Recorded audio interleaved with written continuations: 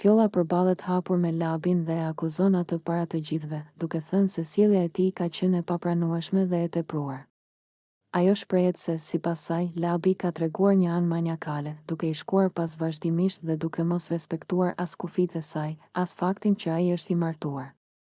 Fjolla thekson se kjo gjë e ka bërë të ndihet shumë keq dhe e vënë në siklet, pasi ajo nuk ka dhënë asnjëherë shenja që do të pranonte një afrimit të tillë. Gjatë debatit, Fjolla thotë se Labi i ka folur pa asnjë ndjenjë përgjegjësie, duke lënë të kuptohet se nuk i interesonte fare statusi i tij martesor dhe pasojat që mund të kishte një sjellje e tillë.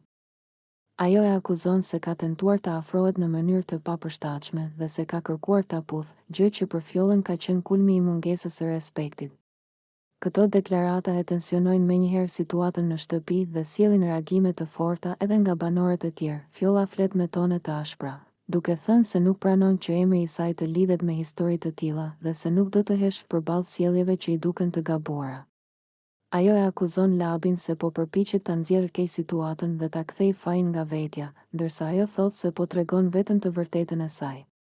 Debati përshkallëzohet, zërat ngrihen dhe atmosfera bëhet shumë e rëndë, duke treguar se ky konflikt nuk është thjesht një keqkuptim, por një përplasje serioze që lë pasoja në marrëdhëniet mes tyre brenda shtëpisë.